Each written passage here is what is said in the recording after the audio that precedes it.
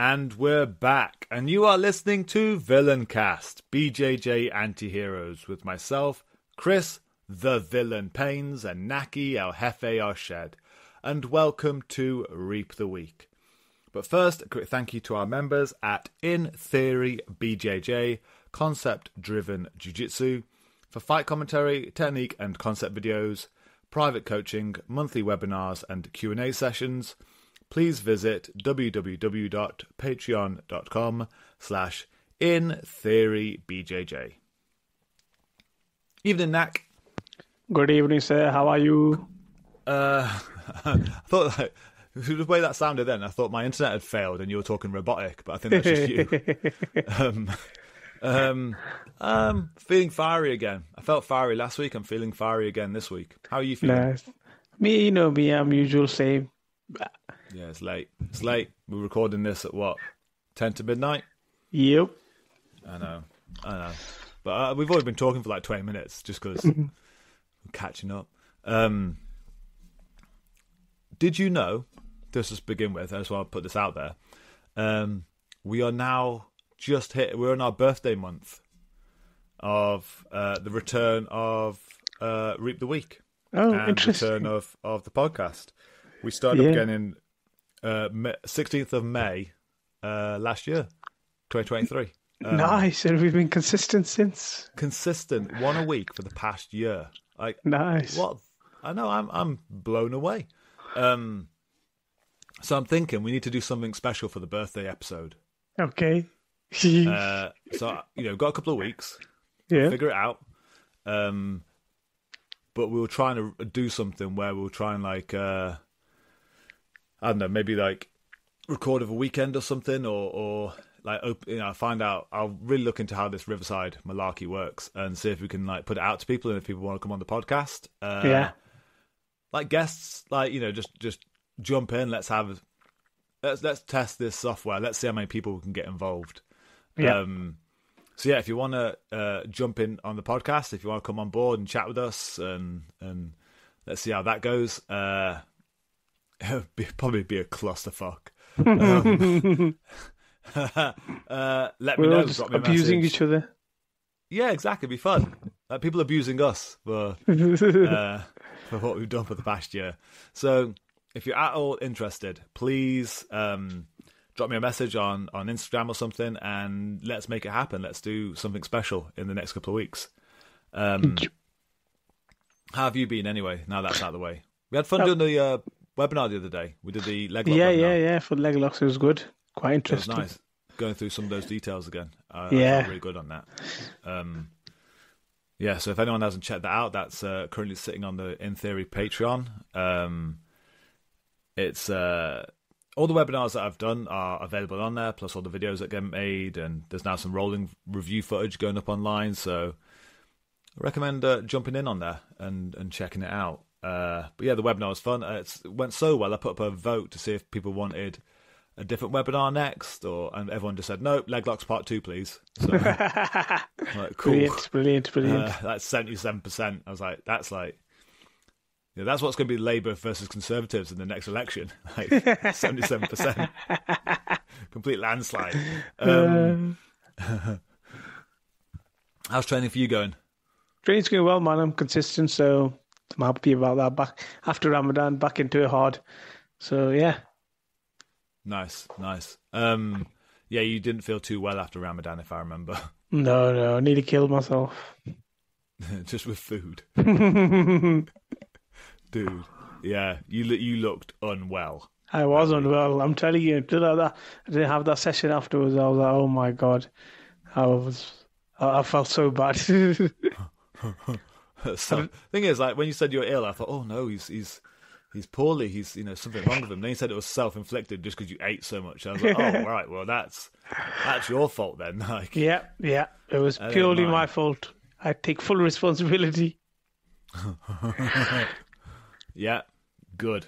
We have some stuff in the mailbag. The first question. So I want to talk about something anyway, and we talked about this in the pre-show. But a question came up, and it did feed in a little bit. Maybe I'm gonna like hijack it a little bit. But I'm feeling fiery, and I have to do. I'm going to do a video on this anyway. It's going to go on the YouTube channel, but right then. First question, Nak.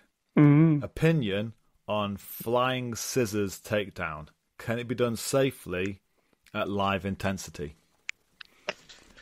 And automatically, because you know what I'm going to go through. I read that today, and I was like, oh, really? Yeah, it's dangerous shit, man. There's safer ways you can do stuff, and you can, if you want to really like that scissor takedown, then there's a rolling version of it where your partner's knee is fine. It's safety at the end of the day. And even in competition, you got to think like, okay, we're there to beat each other up and whatever and simulate murder, but are we really trying to hurt our opponent? Like, are we really trying to cripple them for life, kind of thing? You know what I mean? In some instances, maybe if you've got some kind of beef. But in general, it's generally respectful between people. And, I think things like scissors takedowns, and I know you're going to talk about jumping guard and jumping backwards from a single leg, head outside and all that stuff. But, yeah, it's partner safety at the end of the day. And, if again, it takes a certain level of skill and timing to do it. And, it's not... I don't teach them. I do teach him. I teach the low version where in a combat based position you can jump into because the knee's already down, so you're jumping into the back of the hamstring, like reverse. But other than that, no, I avoid it. I mean, if I teach head outside singles, it's always either high crotch, or I always make the point of, look, if you can't do this if you're blue belt and below, and avoid it if you can. But yeah, it's just from what you said there. About competition where we're not trying to cripple our opponents. Haven't the last couple of fights you've won involved breaking dudes' ankles? don't you come at me saying that we're trying to look after people. I'm a hypocrite.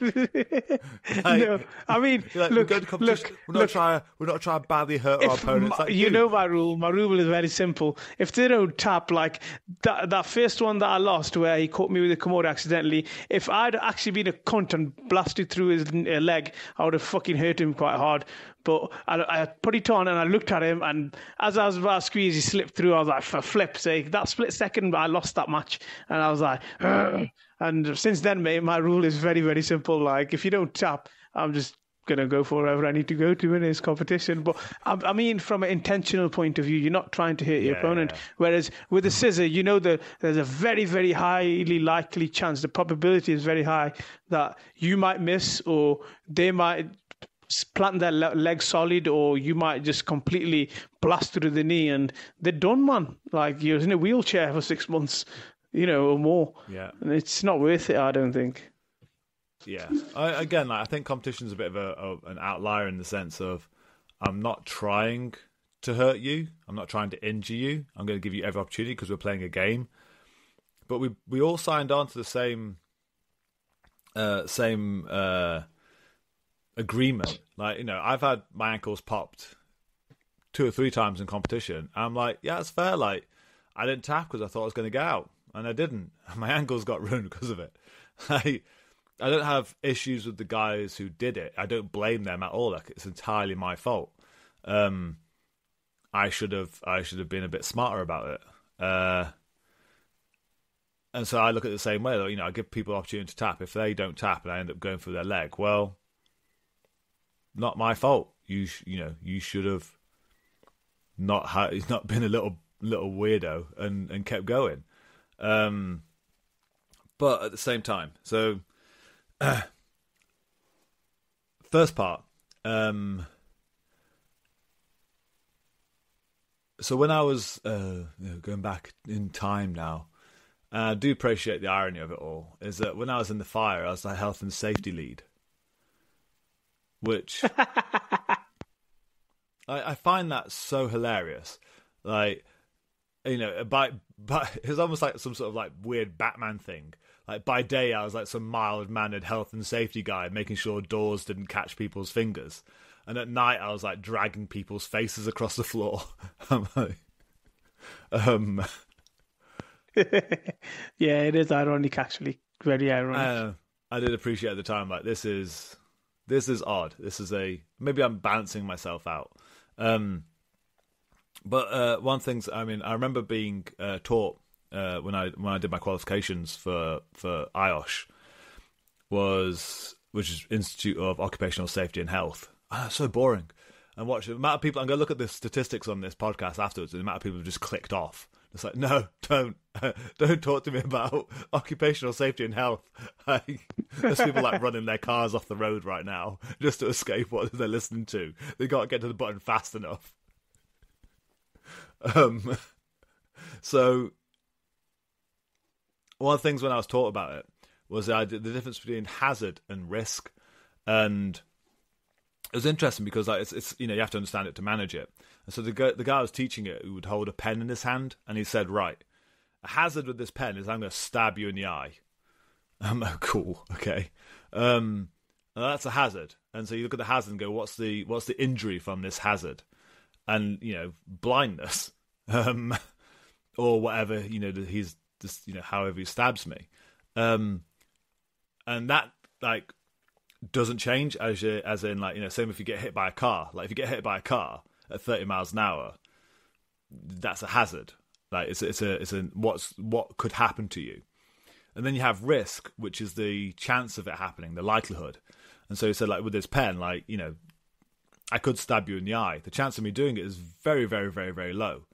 And so you times risk by hazard on like a table. I mean, I'm sure people who've worked in various situations have seen these, and you get your outcome. Like, you what's the chance of, out of 5 of him stabbing me in the eye? Well, 1, let's say 0. What's the damage from him stabbing me in the eye? A 4 out of 5. Yeah, I'm not going to die, but it's going to be causing some severe injury. So we've got like a 0 or 4 on the table. So it's low, low. I don't really have to manage that off. Same as, if you're getting hit by a car, 30, 40 miles an hour, death, it's a 5. If you're someone who likes to walk far away from the pavement in daylight with, high visibility jackets on, chance of you getting hit by a car, 1. So it's pretty low, you don't have to really deal with this. But if you're someone who likes jogging in the middle of the road at night, in the pitch black with black clothes on, yeah, a bit higher maybe. So you're looking to be run over then. Exactly, that's the risk. Like the hazard hasn't changed. You're still getting hit by a 40-mile-an-hour car, but the risk is a lot higher because you're a lunatic who likes running in the road. And the reason that's kind of like important for jiu-jitsu, and I think if people are still listening, hopefully they can see the relationship here, is that we are people who do violence. Violence is the hazard. And so all the techniques we have are various levels of violence. And you look at the injury factor of what my violent act could do. And then you look at risk, which you've got likelihood of that happening, which, an uncontrolled technique like flying scissors is a high risk factor. And then you've got aggression, which I think is also a likelihood factor. So, you could have something that is highly aggressive, level 5, but incapable of violence, like a baby who's like going nuts and trying to bite your nose. You're like, oh, okay, yeah, it's going nuts, but nothing's happening to me. Like, but that's the thing of jiu-jitsu, and this is like where, as a coach, it kind of balances up, is that you have, we are doing violence, and we have to manage one of those two things. We either manage the violence, we remove things that are could overly cause injury. The injury factor is too high, like, and we'll talk about jumping guillotines in a minute. Or we remove risk, and we remove aggression. And I think that's one thing that we have to look at what the two things we can manage, and that's one thing that I think is very important in the gym. And that's going to come on to my second point: is we remove aggression. Like, you can be we're pretty highly violent, but we're removing the aggressive aspect, which is that likelihood aspect. Like, we're going to take care of the other person. We're not going to mow them down and like run the risk of hurting them. We're trying our best to, because it's like I say, it's like a table, like a times factor. And that's why like beginners are so you have to really get in a beginner's head really early, because if you have a beginner who's capable of a little bit of violence, like a level 2 out of 5, like they can do takedowns and, you know, crank shit already because they're, you know, they're human, and they're being overly aggressive, so like a 4 on the aggression meter, well, that person's like an 8. Like, that's now medium. That's worrying. Like, that person has to be dealt with. Either completely fucking tie their arms up and hog tie them, and leave them on the floor and remove the violence, which I can't do, or I do my best to control their aggression, because that's, you know, go lower that, you know. So now they're still at level, you know, 2 on the violence level, but now remove their aggression, and it's only going to be a 2 on the table. And I think that's when it comes to sort of like jumping guillotines and flying scissors and those other things, like where you can't control your body weight flying through the air, and the violence and the hazard factor is so high of blowing through someone's knee, snapping someone's neck.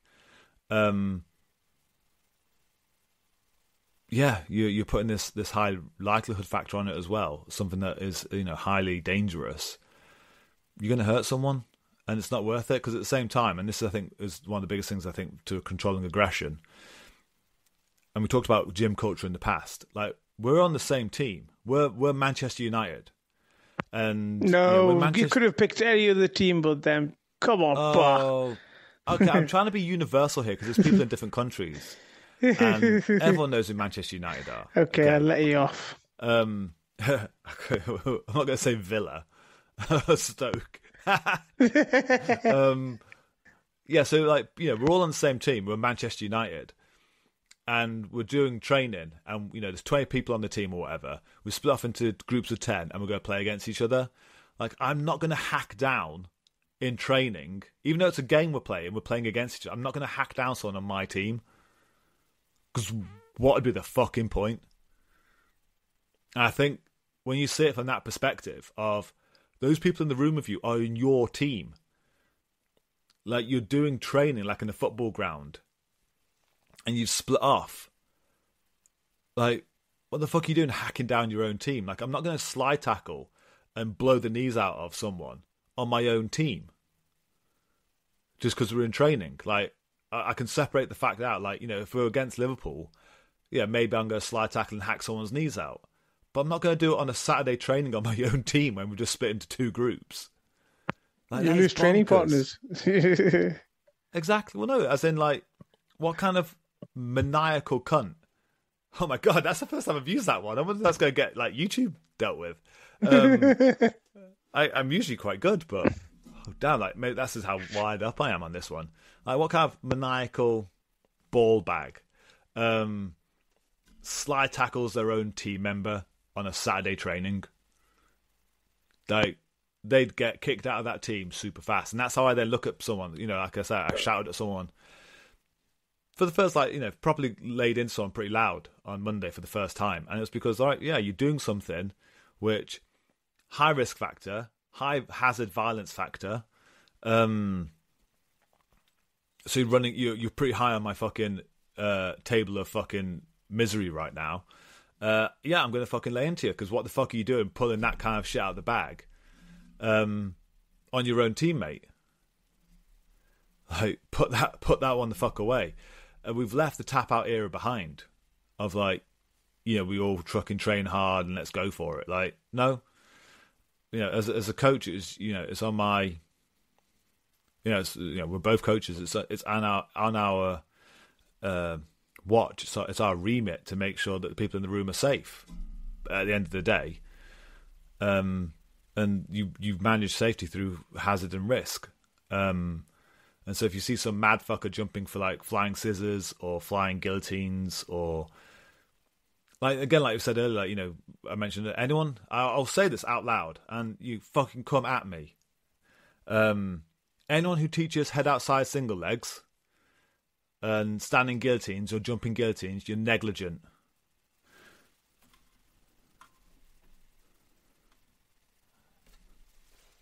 You're negligent to your athletes.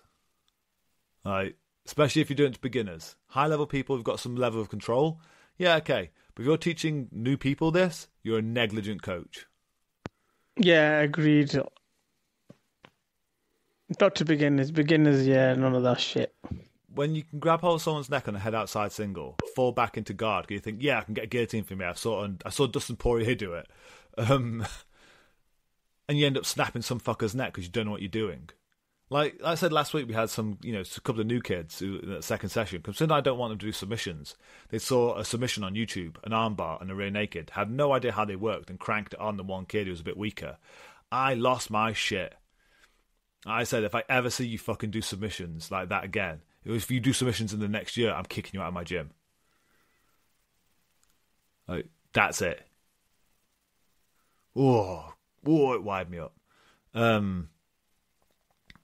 Yeah. So yeah, flying scissors. Dangerous shit. Yeah, like there's other things you can do. There's other things out there. Like, there's a much safer version of doing that same thing, man. Like, you just got to roll rather than snap. Yeah, as I said, using the football analogy, there's better ways to slide tackle someone. You don't have to hack their knees out by flying in from a distance. Yeah.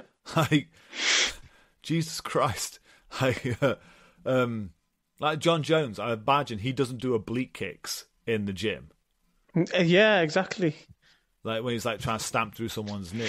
Yeah, he does it, live. It's like people it's hard to train elbows. Yeah, because you don't want to hurt.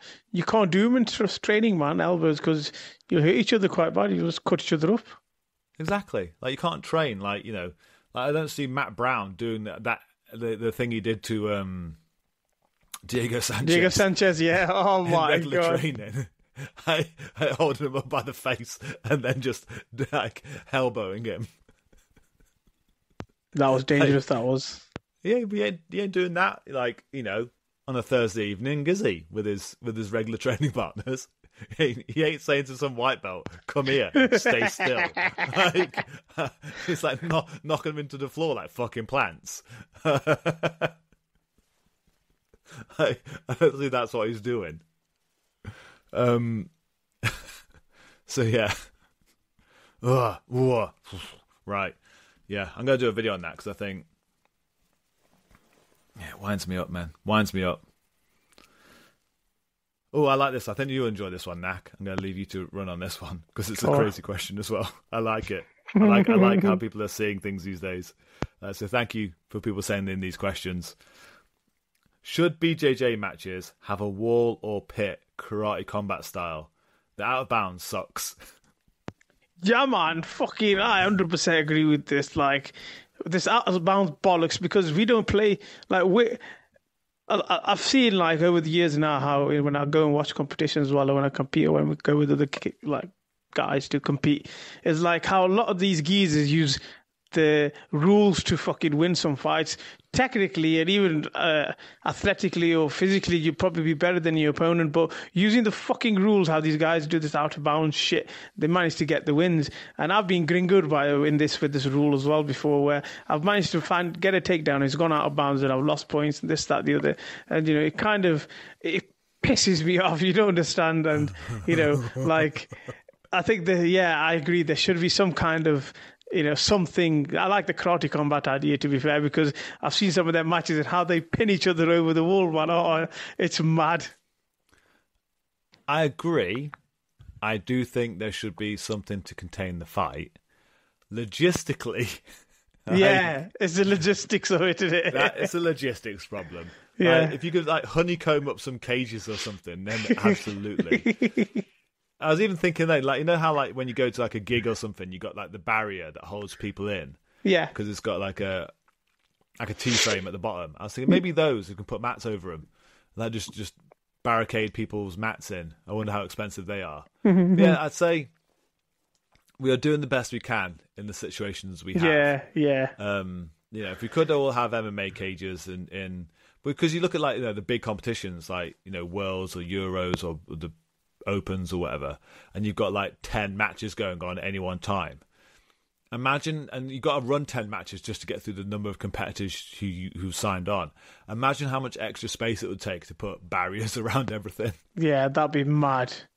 Especially like safe barriers as well, and they'll have to be matted and stuff like that. It can't be like a and even though if you had like the cage wall kind of thing, because then that runs risk factors of getting people's fingers caught, and it's my health and safety thing kicking in again. Yeah.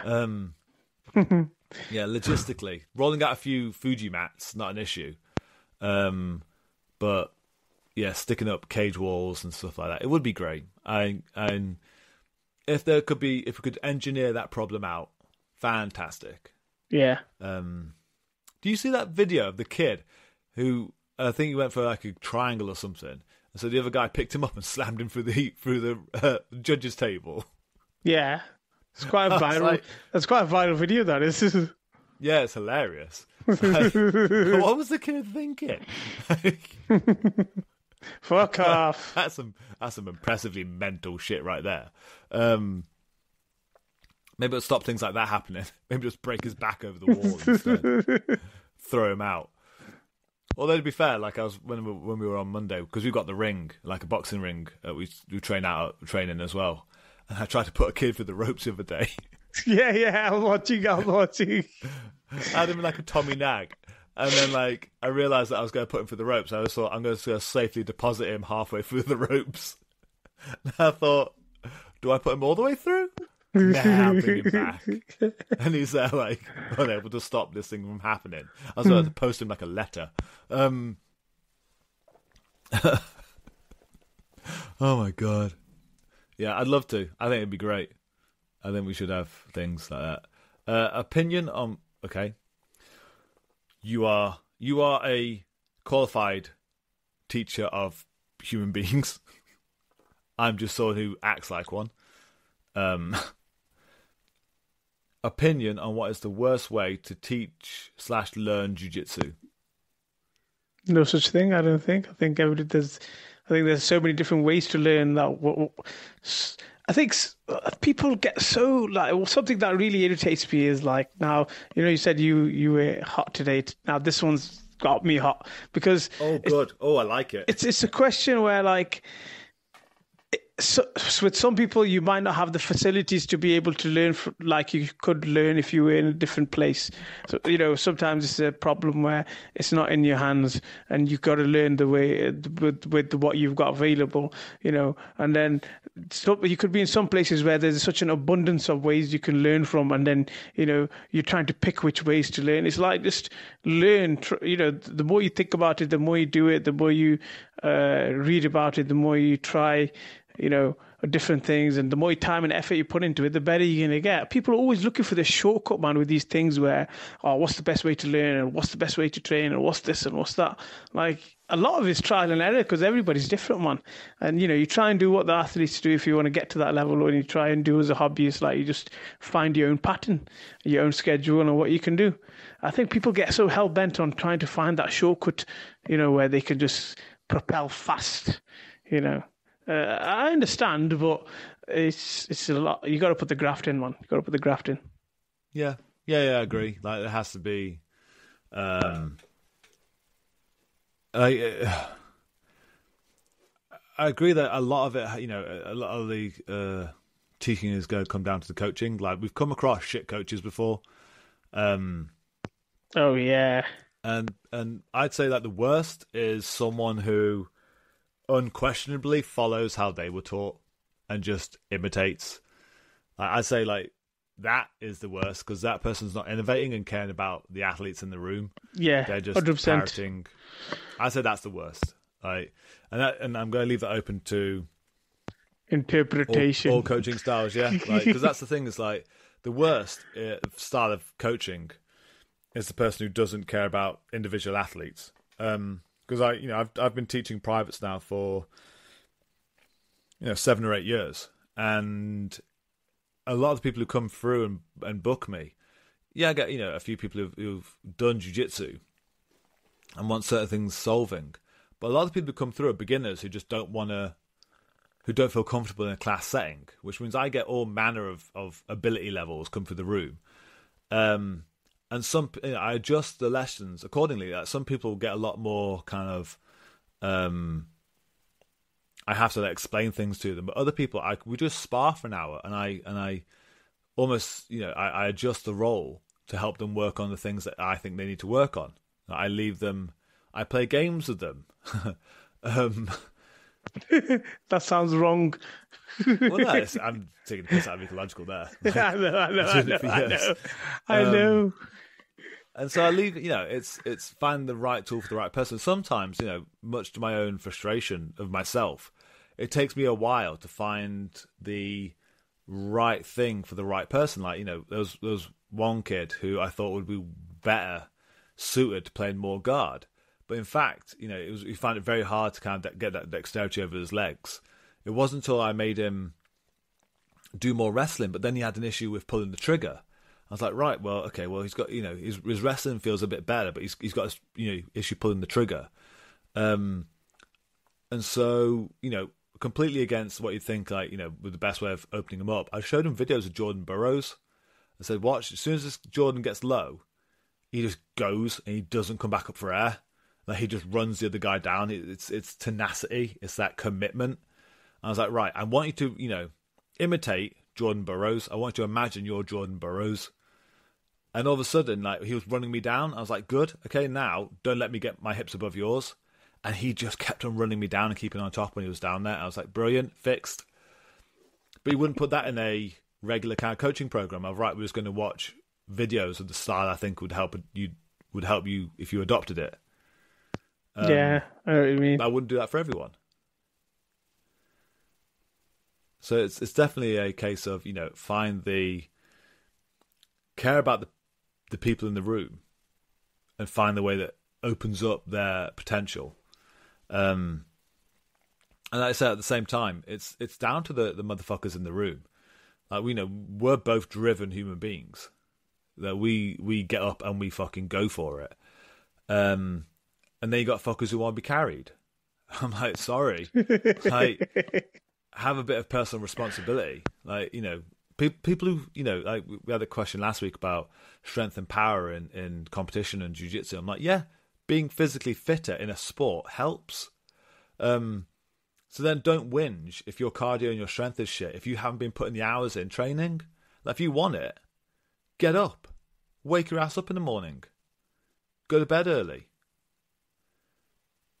Like, don't fucking whinge that, oh, yeah, I had shit cardio at competition. Well, how many times are you getting up at 5 a.m. going for a run? Well, I've got work in the morning. And most of us do. Most fucking UFC fighters do. Was it Pantoja still driving for Uber? Like, despite you working in the UFC. This is your Goggins little techer anyway. He just like, your Goggins rant, this is. Oh, yeah. Well, no, as in, I was Goggins did make me feel lazy, but at the same time, I said last week, I was getting up at ridiculous time in the morning to go swim a mile and go work out in the gym before I go to work for a day. Yeah. I mean, shit, when I used to do 12-hour shifts in the fire service, 5 a.m. till 5 p.m., I didn't have, because I'd be doing jiu-jitsu in the afternoon. I'd then go to the gym from midnight until like 3 a.m. and like work out in the night instead, like 24-hour gyms, and then I go to work. I'd be knackered and pick up naps where I could. But I'm like, a couple of nights a week I'd do it that, and I'm like, don't whinge. If you want it, like, get up off your ass, because no one's going to carry you there. Yep. It's gains the clock, motherfucker. Let's go. Yeah, personal responsibility. Final question. Control points in the gi. Just an extension. Is it just an extension of your other control points? More or less. The gi neck. Yeah. More or less, yes. More or less, yes. But I have, there's more cloth, more tools, more weapons for you to use, and you use all of them because they're going to grab yours, mate. They're going to grab your lapel. They're going to twist it up in different ways. So it's a race of whoever can grab the other person's lapel and start twisting them. Because then it's, again, you're dictating the pace of the match. In the gi, I think it comes down to a lot of the lapel play. If you watch the highest level guys, straight away they're stripping grips and they're just trying to establish their own kind of strength in how they're going to grip the lapel. So yeah, in the gi, I think that makes a big difference. Where if you can and it's hand fighting, at the end of the day, it's gi hand fighting where you've got to use the lapel and you can cheat a lot in the gi, like Preet called it cheating, but like for example, getting like the handcuff. There's a very nice, easy way of getting handcuff in the gi where you just literally grab under the armpit, or like collar ties, you grab behind the collar. They're really strong, powerful grips made stronger by the cloth. So yeah, use them. Well, I'd say that, and this is the thing, we've had various people come through our doors over the years. I think there's a weird transition between gi and no gi. I think one way is easier than the other. Because no gi will always work in the gi. No gi people just get frustrated that they can't. It's not that their shit doesn't work. No gi shit will always work. But it's a case of they feel restricted when they're in the gi, and that's what makes them sad.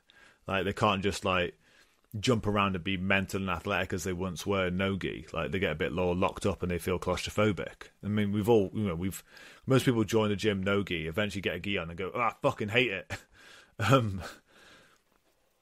But then swinging the other way around, I've met plenty of people who do only gi, who say they can't do no gi because they don't know where to grip. And I'm like, that is dumb. Yeah, that is some dumb shit. And I said, in the past that a lot of guys who go from no gi into gi, they end up fighting the jacket. They end up just, you could almost step out of the jacket and they wouldn't notice. They just carry on fighting the jacket and they become obsessed with fighting the clothing. Just do what you'd normally do and just reinforce the grip of your hand on the fabric. If you're going to get an underhook, just grab the cloth. If you're going to go around the back of the head, grab the lapel. Just do what you'd normally do. And then we can kind of go from there. The gi grips are just allegories for what you wanted anyway. I needed your leg. Well, I'm just now going to reinforce that grip by grabbing the cloth around it. Yeah, exactly. That's all it is. The rules remain the same of grappling. Flanking the elbows or controlling the spine, that hasn't changed. I just have something that reinforces the grip now, allows me to hold on to it for a bit longer. I mean, shit, Preet plays some no-gi spider guard. He grabs the fingers instead. And so there's no difference. That's what, we do it. Maybe we don't talk about it as much as we should, but one of our friends from many years ago, Darius, when he showed us a bit of Turkish oil wrestling. And for anyone who hasn't come across Turkish oil wrestling before, I'm pretty sure you cover each other in oil, and it's the first person to get the other person to the floor and either pin them down or put your hand in their pants. No, we haven't done that. No, we haven't done Turkish oil wrestling. Darius didn't come in with a, I wanted to make that clear because that's what it sounded like. We haven't done that. Yeah. Disclaimer. Darius came in for a seminar with 3 big bottles of vegetable oil and went, come on then, guys, slip and slide. No, that didn't happen. But he, it's easy to kind of listen to that and poo-poo it as something ridiculous. But at the same time, one of the things that he was showing us was they have a series of bone grips. They grab each other by bones. And we've just kind of adopted it and never thought twice about it, in the past 8 years. But then when you realise that most people don't do that, we grab each other by the ulnar radial. I grab you by your jaw from behind your head. Pretty sure I've gripped some sucker by the collarbone before as well. And the grips that, doesn't matter how sweaty or slippery or anything like that you are, they ain't coming off. And so that's how I look at it. My grips only change by what friction is available to me. If I have high friction, aka gi, I'll grab it. If I don't, I'll just grab the arm. If I don't even have that because you're sweaty or oiled up, depending on what we're doing, I'll grab the bones. But the grip I want hasn't changed. I still want that elbow. How I hold it completely changes. Yeah, Yeah, so I think like maybe we need to do a seminar on that, a webinar talking about grabbing people's bones. That sounded wrong. What if that's that's the forbidden oil check? Yeah, a bit of a check. That's the exhaust inspection. Yeah. Yeah. Oh my God. I remember teaching the single leg from the back before, where you like go behind them, like almost like you do like a sweeping single and slip around the back. Yeah. I remember teaching a certain person that you're supposed to have your head in the middle of their arse when you do it. As a joke, and she did it, and she was like, "This is uncomfortable." I was like, we call it the mechanic, because you got the oil check, but if you really get your head under the hood, we call it the mechanic. Oh my God, as if she did that so much. And I was like, no, don't put your face there.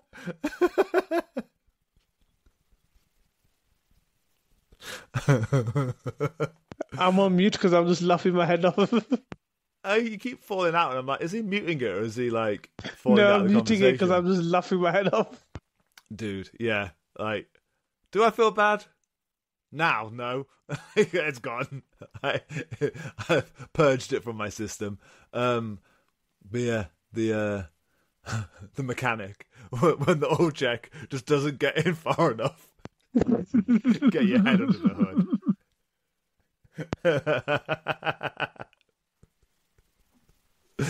Oh. As much as we also say, like, we should be kind to our athletes and look after them, I also think that shit's funny. It's like scene from Kung Pao. Like, we purposely taught him wrong as a joke. That's how I feel.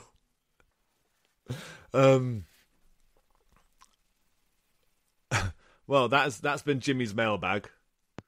Like maybe that, especially like because we haven't done video today, but maybe for like future episodes, maybe I can like get one made up of like a little bag and like that can sit on camera, like with Jimmy Savile's face on it.